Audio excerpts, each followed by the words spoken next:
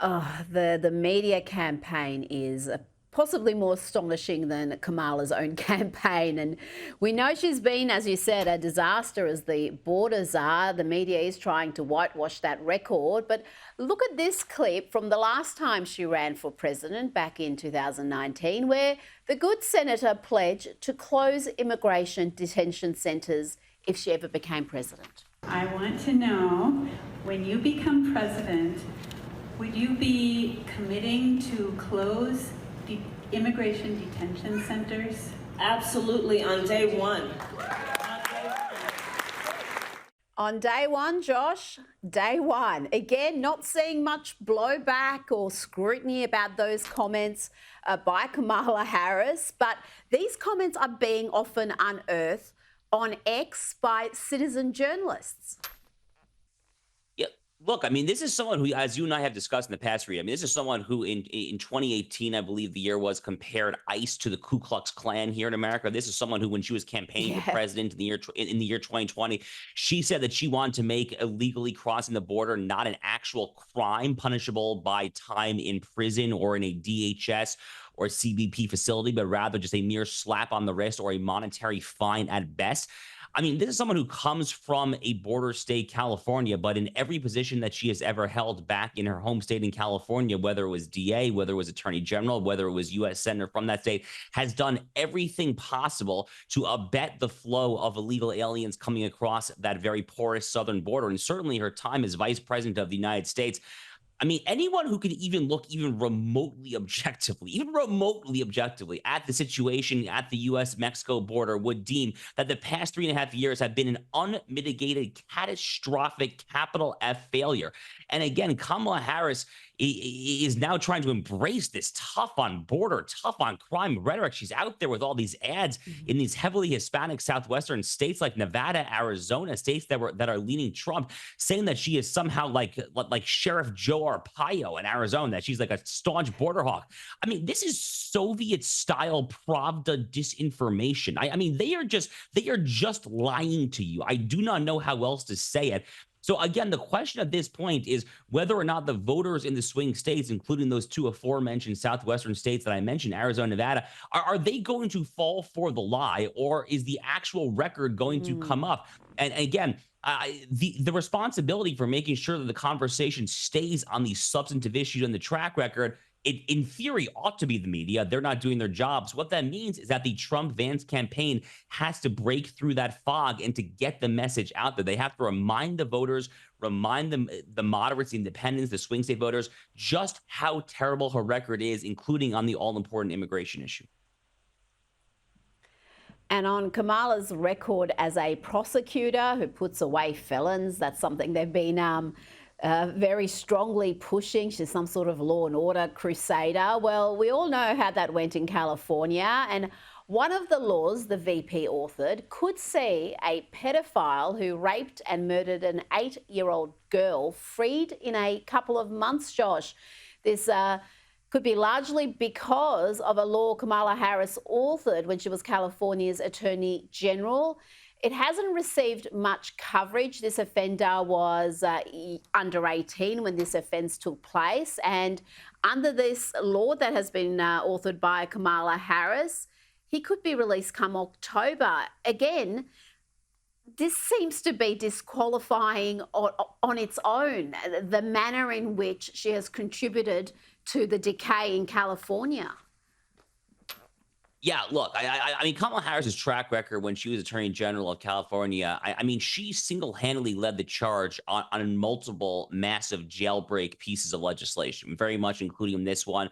She was a staunch defender of so-called juvenile justice, which results in horrific atrocities, much like this headline that the Daily Mail is doing a huge public service and actually trying to bring to the forefront of the conversation there.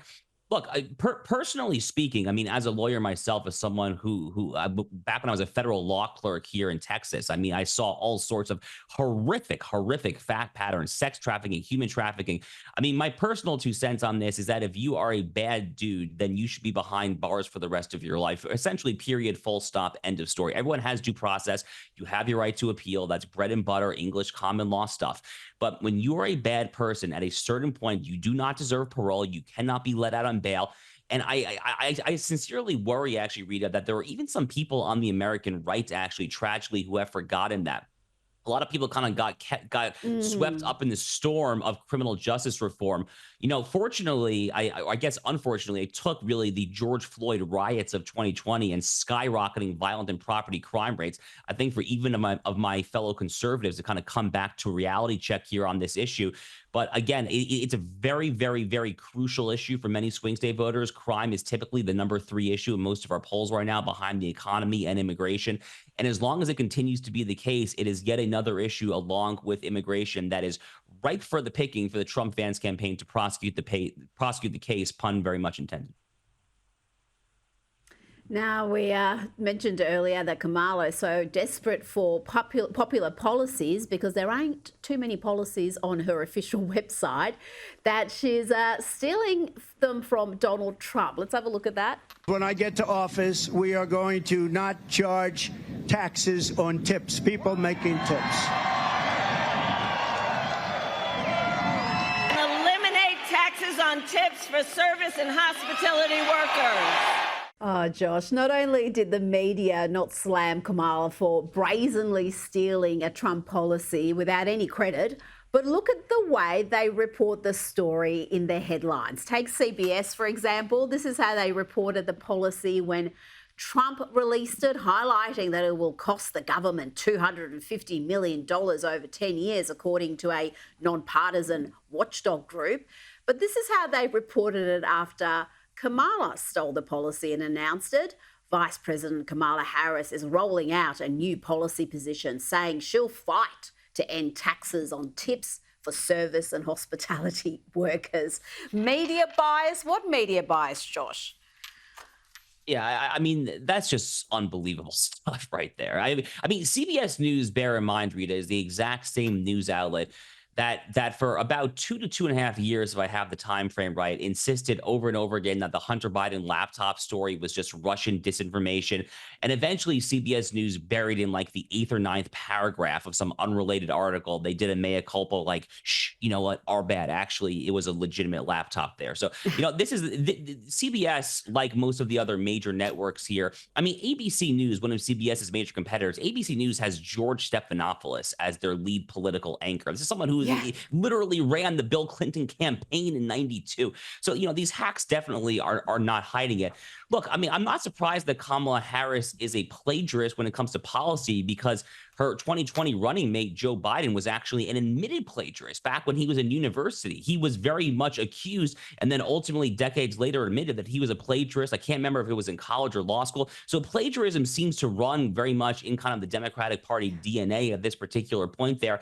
But ultimately, it's kind of a refresher here that it's very difficult to kind of out-pander the Democrats, even if you try to kind of put a sound policy into place to try to help out some blue-collar people amidst this Bidenomics terrible economy. The Democrats have no shame whatsoever. They're gonna try to just double you, triple you, quadruple you up, trying to basically just pander to as many people as possible. That's how they buy votes. That's how they win elections, unfortunately.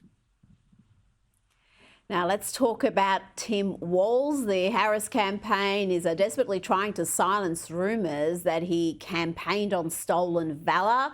A campaign spokesman, though, has admitted to CNN that the governor misspoke. I love that term, misspoke, when he talked about his time in combat. Here is a little bit of the governor misspeaking. That those weapons of war that I carried in war is the only place where those weapons are at. Carrying weapons of war. Now, Battalion Commander John Kolb, who ran Walz's former unit, is accusing the VP nominee of misrepresenting his rank in the military. Walz has claimed he reached the rank of Command Sergeant Major with the National Guard, but that doesn't appear to be the full story, Josh. No, it's very much not. And look, Tim Walz is obviously a liar. I mean, he should be thanked for the service that he actually held, but he should not be thanked for service that he egregiously and falsely claimed that he held, that he did not actually do. And the craziest thing, to kind of yet again go back to media bias, which I guess is kind of our leitmotif of the show, but to kind of go back to that, the media has been juxtaposing Tim Walz here in America as this great military hero while they're doing that side by side with J.D. Vance. you'd be hard pressed to find any mainstream media article here recently talking about JD Vance's own military service. JD Vance served in the Marines in Iraq. Unlike Tim Walz, he was actually there. He signed up to defend his country overseas during the height of the war on terror, unlike the guy on the other side of the ticket.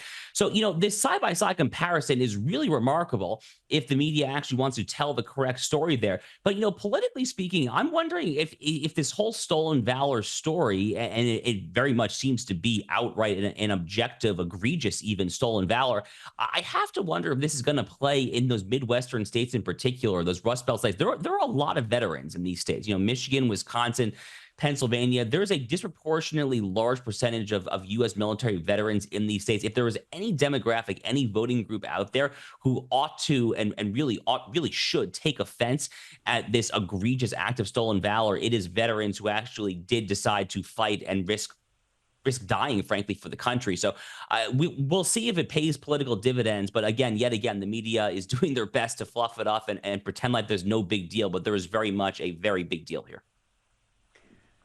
Oh, absolutely. This is an issue people care about. But you're right. If you Google this topic, the top search results are almost all gaslighting us. They're almost all presenting Walz as some war hero who's any questioning of his record is fake news. And then there's all sorts of question marks over Vance, who was actually there and who signed up to be there, as you said, at the height of the battle. Now, it's not just the American media acting as the Democrats' propaganda arm. Our own Nine papers, have claimed the nickname Tampon Tim, which has been trending on X, levelled against Tim Walz, is actually backfiring because it highlights Walz's effort to combat period poverty by putting free menstruation products in Minnesota public school bathrooms.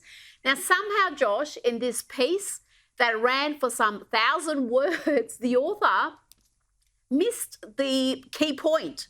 The fact that Walz is mocked as Tampon Tim, not because he made tampons available for girls, but because he put tampons in boys' bathrooms in schools across Minnesota. I mean, I don't know how you write 1,000 words and somehow miss the key point, but that's the Australian media for you, Josh.